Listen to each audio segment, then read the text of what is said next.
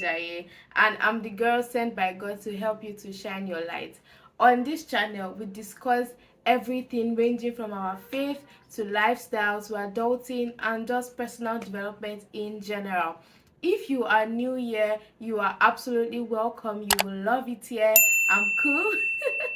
Right? And if you are a returning subscriber, I don't know how to thank you enough.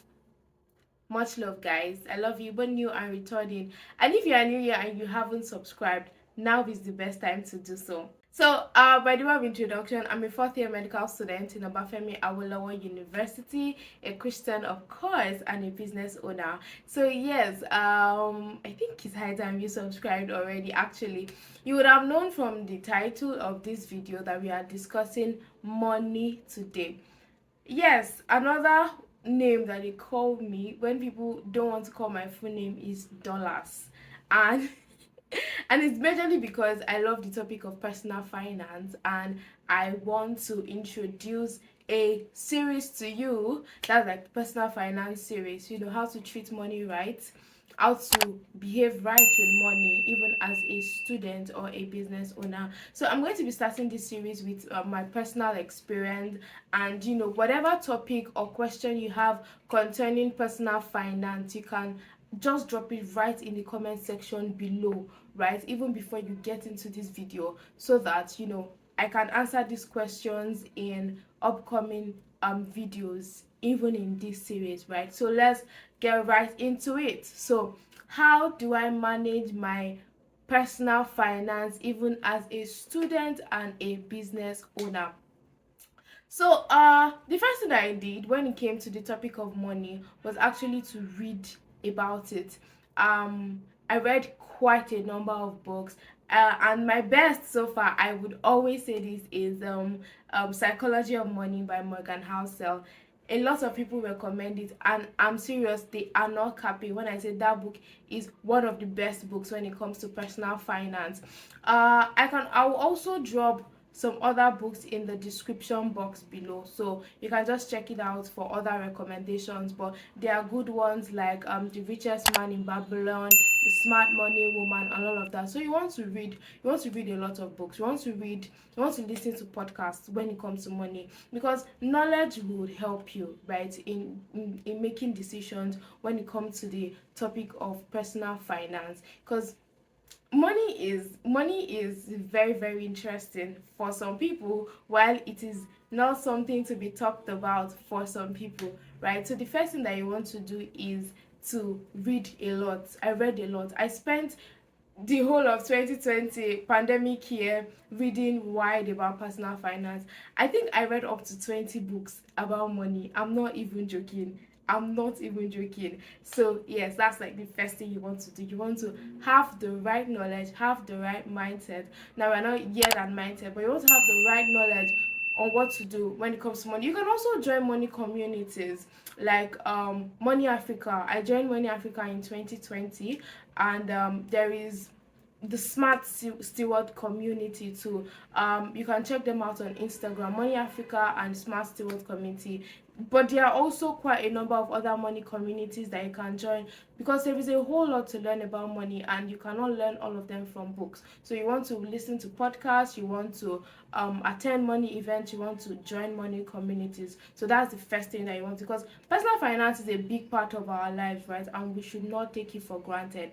So the second thing that you want to do when it comes to personal finance is to start wherever you are, right? I'll give my example. I'll give my case, for example. When I was in 100 level, I started saving, right? I was even a brand ambassador for this particular fintech saving app, right? So that instead of saving in Ajo or saving by yourself, you can save on their platform where you can gain interest, right? So I started saving, and the plan was very, very interesting. So you save every day for a minimum of 3 months, and you can start from 100 naira. So that time when I was trying to market their product, I was telling my classmates that you can start from with as low as 100 naira. People were looking at me like, are you joking? How will I be saving 100 naira per day? what will it amount to after 3 months, right? It doesn't even make sense. But I started. It was looking ridiculous. I even started with 200, 900 naira. It was looking ridiculous. And they will just deduct it from my account on a daily basis. So every day I was getting debit a lot of 200 naira, 200 naira, 200 naira, 200 naira. At the end of 3 months, it was not a lot. But what that did to me was to build the habit of saving, right? So I knew to save, right? And it helped me because it was automatic and I did not have access to the money. It's not as if I could withdraw it anytime. And this stemmed from having the correct mindset and correct knowledge. You know that when you have a correct knowledge on something, what the end, the end, even though the means to the end looks haphazard. You know that, oh, surely there is surely there is an end, and the expectation of the righteous shall not be cut off, right? So yeah, I did that, and I started where I was, and it has helped me to come far, right, in my personal finance. So I want to implore you, don't leave taking steps. Whatever knowledge you get from reading the books, joining the community, don't wait till you have the biggest salary. Don't wait till you are paid the salary of your dreams, right? You can actually start wherever you are now, right? Another thing you want to do is you want to be content, right? A lot of people are greedy without even realizing it. They always want more. They are never satisfied with whatever they have. Yes, it's very good to aim. It's very, very good to be ambitious, but you want to enjoy wherever you are at the moment. So that, for example, say you are earning um 20K per month now, right? You want to know how to manage that 20K effectively, so that when your income jumps up to 50K, right, you are not wasting it. I see a lot of um jump jump starts in lifestyle, or like a blow up in lifestyle, when um income increases, and it's not exactly supposed to be so. Yes, you're supposed to make things better for yourself. You're supposed to find a way to make things more comfortable for you, but that does not mean that you blow up the money. More income to you should mean more savings, more investments, and of course a more comfortable lifestyle, right? So when you are content in where you are now, when you have more income, you are able to manage it well. But when you're always saying, oh, I wish I had more money, I wish I had more money, I wish I had more money, when the more money comes, I bet you with you are going to waste it. You are going to waste it. I'm serious, you are going to waste it. Can we try that? Another thing that you want to do, even though people are saying you should not do it now, I can explain, is delayed gratification. So when I was reading, in 2020, when the dollar has not jump skyrocketed to 1,000 naira per dollar, or 1 5 per dollar, people were preaching delayed gratification. You have to, wait for a bit before you can get what you want. But now everybody's preaching that, don't do delayed gratification, right? But I feel like there should be a balance to it, and this is where your knowledge from what you have read about money comes in. So whenever you want to make a purchase, right, you are asking, is it best for me to buy it now? Do I actually really need it now? um if I don't buy it now, what will happen? Right, will it increase in price? If it increases in price, will I be able to afford it? Right. So when it comes to delayed gratification, now in this country, now you have to actually think about it. And some of the things that we need to do delayed gratification for, at the end of the day, we might not need it.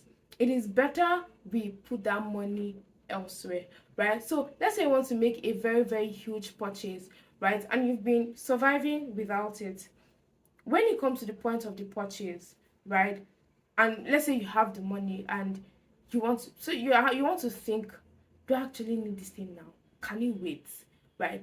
Would I be better off putting the money into somewhere else? Would I be better off buying another thing? So it depends on you, really. Delayed gratification or not delayed gratification depends on you, especially with the state of this economy. So make your decision based on knowledge, based on knowledge and what is happening in the economy, right? You don't want to just do things out of impulse and then you regret your decisions, right? So that's about it when it comes to delayed gratification. Then when it comes to money management and spending money, you want to be able to differentiate your wants from your needs. Notice that in all of the things I've said with money, I've not mentioned budgeting because that will come really much later. But you want to know what are your wants, what are your needs. Then what are needs? Needs are basic things that you cannot do without. So the basic needs of man is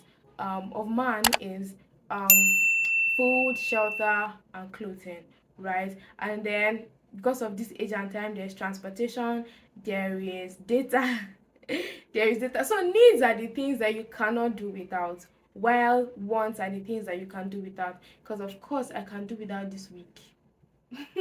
Yeah, so you want to differentiate your wants from your needs because you don't want to get your wants at the expense of your needs. Because if you get your wants at the expense of your needs you have to get them no matter what, and that might lead to now you borrowing. But when you're borrowing, you will not say that I'm borrowing to buy wig. You say I'm borrowing to buy food, I'm borrowing to buy to pay my house rent.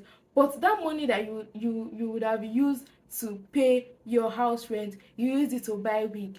Do you get? So you want to maybe apportion a percentage of your income to your needs. You want to apportion a percentage of your income to your wants, right?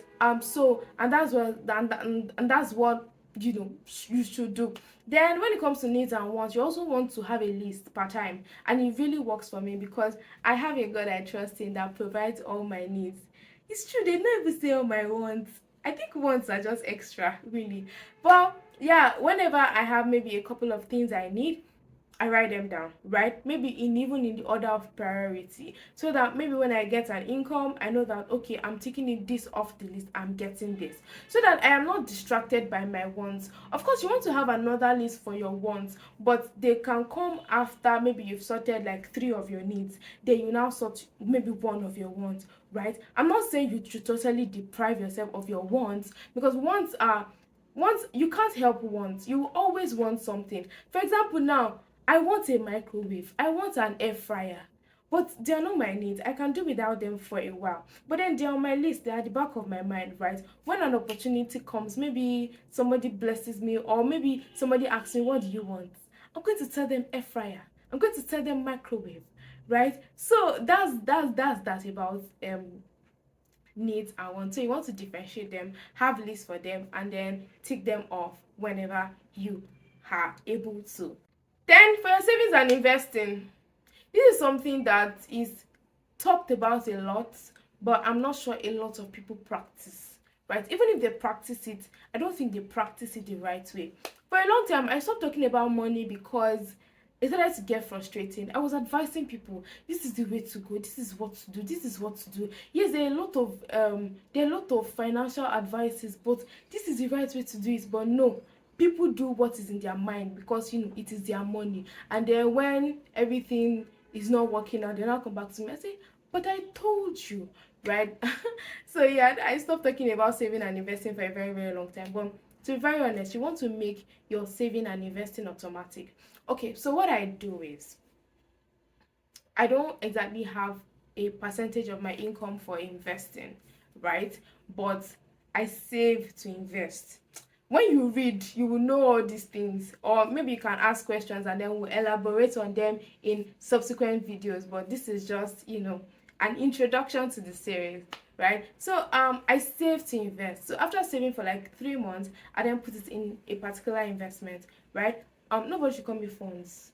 Nobody should call me phones. Nobody should call me phones. Don't try it. Yeah, so I save to invest, or I save to get something that I've always wanted. You can save for many reasons. You can save for rainy days, you can save for emergencies, you can save to invest, you can save to spend, right? So there are different reasons why you can save. But you want to make your savings or investments, if you are doing both at the same time, automatic. What do I mean? Let's say you want to do 1K per week, you automate it. Or you can say that out of every money that comes in, say 10K comes into my account today, and you should actually do whatever percentage works for you. So I know that out of that 10K, I'm removing 10% for my tithe. That is remaining 90%. I'm removing 20% for my savings. That's remaining 70%, right? So what I do with the 70% is up to me. I might say that I want to increase my tithe. I might say that, oh, there's this particular thing I want to tick off my need list or my want list. I might say that, oh, I want to give this percentage out. I want to use it to, maybe make somebody happy, right? But I know that after my tithe, my savings is the next, right? So, yeah, that's what I do. That's what I do. I will not even lie to you. So it depends on you. If you feel like, oh, you are not at the stage where you can be dropping up to 20% for your savings, you can start with 10%. That's why I said you should start from where you are, right? You can feel free to start from where you are, but also know that you can do better, because I'm even aiming to the point where I can save like 40 or 50% of my income. But then don't over save. Oh, don't say it's the mom that says you should be saving. But there's a wisdom to all of this, right? That's why I say finance is quite tricky, right? Different strokes for different folks. But then you can get to this place where you can save to up to 50% of your income. But then you start where you are. If it's 5%, you can save. If it's 10%, you can save it. So yeah, but just make sure that you build up that habit of saving and investing. The next thing that you want to do is to have a giving budget. Yeah, this is not commonly preached, but you should have a giving budget. The resources God has blessed you with is not for you alone. So you should always have the mindset that, oh, I'm actually supposed to give out of this, right? So you can start with whatever percentage that you have. Don't hold on to your money like this. Don't hold on to it like this. Don't hold on to it like this. In the Bible, it said that the liberal soul shall be made fat. Give out, be liberal, right? Now I'm not saying give out everything, and that's why I say you should have a giving budget. So let's say out of your income you can put out 5%, 10%, just put out something aside to give to people, right? To give to the needy, to the poor, to your siblings, to your parents. Just give, right? Just give. It makes the world a better place. It's one of the ways to shine your light. Really, give, right? Then you also want to have money for emergency situations. And one way you can do that is to save for emergency. So Carrywise has this thing where they do emergency savings and all of that, but you just want to do something that you can do. The financial expert, the money expert will say that have maybe like a three months worth of spending, this disposable income as your emergency savings. It might not work for everybody, but just find a way to put something aside in case of emergency.